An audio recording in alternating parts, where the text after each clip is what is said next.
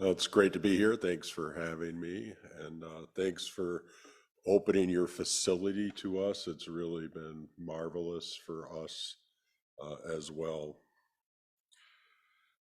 So, as we've already been singing and talking about, those who are familiar with Hanukkah think of the story of the oil lasting for 8 days so that they could get more consecrated oil and the miracle of it burning for 8 days. And because of this, we light candles in our menorah or sometimes oil. We actually have a set at home that does either or. And give gifts and latkes and donuts and those sorts of things. By the way, the rabbis argue about everything. This is a standard tenet of Judaism, is argue and discuss, because truth comes out of that. And in the Talmud, there's an argument. When you light the menorah, one rabbi said you light all the candles on the first night and you snuff one out each night. And another rabbi said, no, you light one each night, because that represents the growing of God's light in the world and us bringing God's light into the world. And that's the one that won the argument. But there was an argument about it. So we do all these things, and we kind of focus on the miracle of the oil, but there's a deeper story here. We just sang this song, Ma'or Zur, Rock of Ages, when we light the candles. And it begins with the words, oh, I'm going to have to put my reading glasses on, sorry. I need to get back to the eye doctor. It begins, O mighty stronghold of my salvation, to praise you is my delight. Restore my house of prayer, and there will be a thanksgiving offering. But then in the last line of the song, it says, then I shall complete with a song of hymn the dedication of the altar. Well, wait a minute. I thought Hanukkah was all about the menorah. Why are we singing about an altar? Also, if you look at the liturgical readings for the week of Hanukkah, you see that it is all about the dedication of the Mishkan, the tabernacle, when Moses and the children of Israel built the original tabernacle. They dedicated it. Nothing in the readings about menorahs, just about the tabernacle. The fact is that the miracle of the oil is a story given in the Talmud, and that's the only place where it resides. The story of Chanuka is given in the book of Maccabees, and it records this. There was a Syrian king by the name of Antiochus IV. By the way, you guys, I want to say this because I know you guys are very much in tune with this. We always have to be careful what we put in the world by our words. And sometimes with the most generous intentions, it goes awry. When our kids were little, my wife and I would go into the schools every year and do a Hanukkah party. And we would tell the story of Hanukkah. And we talked about this bad king, Antiochus IV, who was a Greek king, Syrian Greek. He was a remnant of the Alexander the Great's empire fracturing after he died. It broke up into several sections, and he was one of them. And one year we go in, and this little girl, bless her heart, runs up to my wife bawling because her family's Greek. And she carried that a whole year. We felt absolutely awful for her, and tried to assuage her sadness as best we could. But Antiochus IV wanted everyone to be Hellenistic, wanted to be Greek. He called himself Antiochus Epiphanes, the greatest one. The Jews called him behind his back Antiochus Epimanes, the craziest one. Manes like maniac, that's where we get the word maniac from. Yeah. And he wanted everyone to be Jews. He wanted everyone to be Greek, and therefore he was trying to eradicate all faiths within his kingdom. And on the 15th of Kislev, the Jewish month of Kislev, today I know, what's today, the 11th of December? In the Jewish calendar, today is the 17th of Kislev. On the 15th of Kislev, Antiochus set up an idol in the temple. And on the 25th of Kislev, he made a sacrifice to the idols there, thereby defiling the temple from Jewish point of view. When they liberated the temple, the Maccabees revolted against this oppression. And when they liberated the temple, they waited until the 25th of Kislev to rededicate the temple. And that's what Chanuka means. Chanuka means dedication. And so they were dedicating the temple again. It says in the book of Maccabees, they took uncut stones according to the Torah and built a new altar like the former one. They also repaired the sanctuary and the interior of the temple and the consecrated courts. They made new sacred vessels and brought the lampstand, the altar of incense, and the table into the temple. Then they burned incense on the altar and lighted the lamps on the lampstand. The lampstand is the menorah. And these illuminated the temple. They also put loaves on the table and hung up the curtains. Thus they finished all the work that they had undertaken. They rose early on the morning of the 25th day of the 9th month, that is the 9th month of Kislev, and offered sacrifice according to the Torah on the new altar for burnt offerings that they had made. So why did they wait until the 25th of Kislev? Maybe it was just to reverse what Antiochus had done, since he did it on the 25th of Kislev. Maybe they said, well, we're going to wait and do it on 25th of Kislev to kind of reverse what he had done. But then why did Antiochus choose the 25th of Kislev? Well, there's a reason. In Leviticus, in the book of Leviticus, we're told that when they consecrated the tabernacle when it was first built, it was done with an 8-day celebration. There's 8 Hanukkah lights. See a connection happening here? In the book of Chronicles, King Solomon dedicated the first temple. So now we're not with a tabernacle anymore. We've got this physical stone edifice that he erected.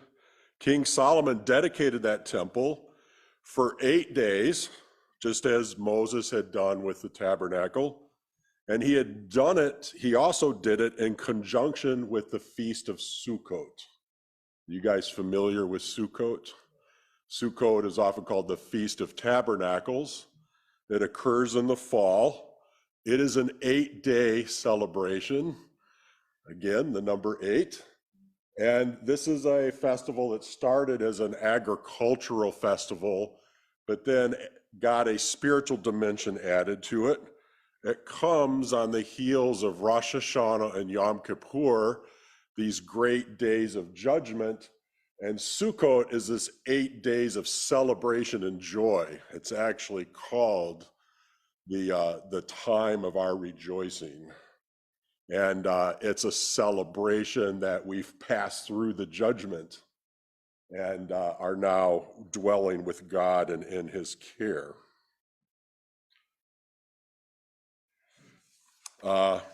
If we go to the prophet Haggai, it says that on the 24th of Kislev, so this is, I'm sorry, I have to back up.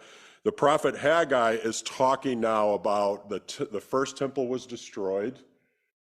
The Jews were sent into Babylonian exile. They come back and they restore the temple.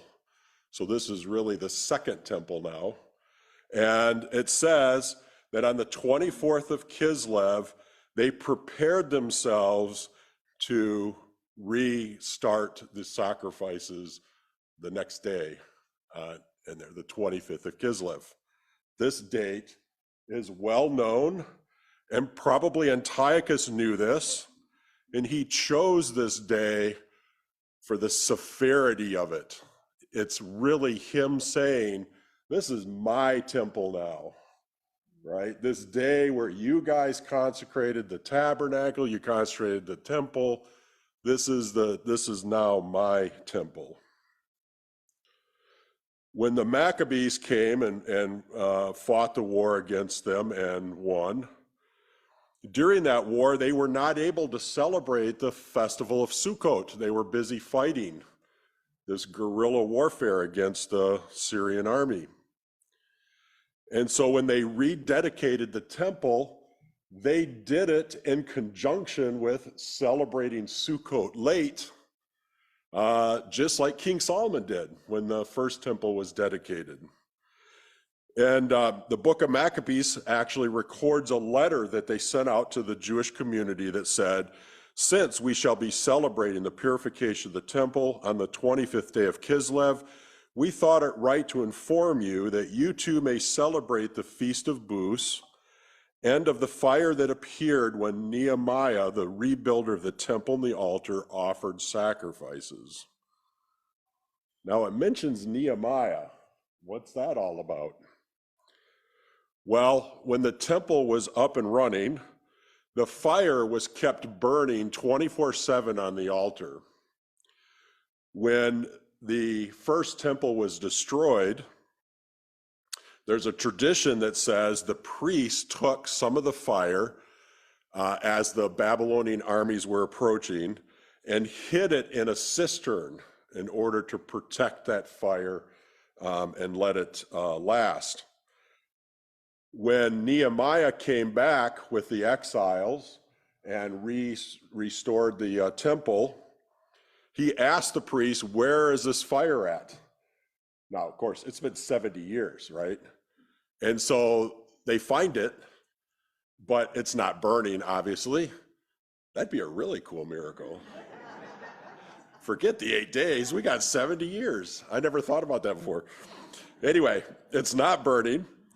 But there is this like dark tar sludge substance, like naphtha in the bottom of this cistern. So Nehemiah takes some of that and he puts it on the altar with the wood. And according to the story, the sun comes out and it ignites the fire. And so the continuity of that holy fire was maintained even over those 70 years. Now, whether the story is true or not, but this is the story. So with all this focus on the altar and the temple and everything, why did the focus get shifted to the menorah and in people's homes? Well, there's a theory about this that says that the Maccabees wanted the people to celebrate in their homes, but sacrifices can only be made in the temple. So by encouraging them to light these lights for 8 days, it's pointing to the altar, not the menorah. It's really talking about the altar, or maybe both. This is really significant from a Messianic Jewish viewpoint, because Hanukkah does indeed coincide with the Christian celebration of Jesus's birth. We call him Yeshua, his Hebrew name. And as we light the menorah every year, and we play with the dreidels and we eat our donuts, and latkes are, of course, really good. By the way, if you go to Trader Joe's, they have frozen latkes. Now, I'm not a big fan of frozen stuff. These are amazing. Try them out, but don't get them all because I want some. They're like in a little light blue box in the freezer section, and they're really good. Just pop them in the oven. Anyway, so as we're lighting the candles and eating our Trader Joe's latkes, we think about that Yeshua is the light of the Torah and the light of the world. And this is something that he actually says in the book of John, chapter 10, at the festival of Sukkot. He says, I am the light of the world. And he's saying this in the presence of these giant menorahs in the temple precincts that are lit and are lighting up the night within there. But we also think about the fact that Yeshua is the sacrifice on the altar. He's the one that dies for the sins of Israel and the whole world.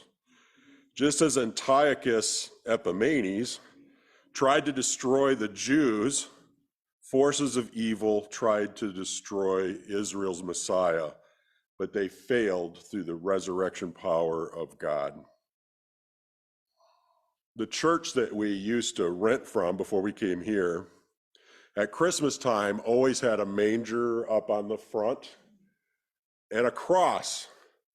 And somebody said to me, well, what's with the cross? That's like an Easter thing. And I said, no, I said, from a Christian point of view, and I think from a Messianic Jewish point of view, we recognize that there's a connection here.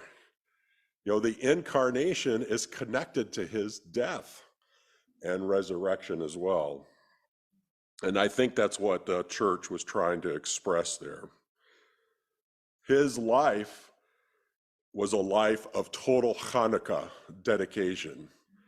He was dedicated to his mission on earth and dedicated to his Father. So as we light our menorahs this year, we not only think about the story of the Maccabees, but we also think about Nehemiah and Solomon and the original dedication of the tabernacle by Moses. And we think about how we are tasked to bring the light of God to the world in our daily lives. And we think about Yeshua, Jesus, it's being that light and its connection to his death as well. And the lighting of the menorahs links to and commemorates his sacrifice that he made for the sake of humanity. Thank you very much.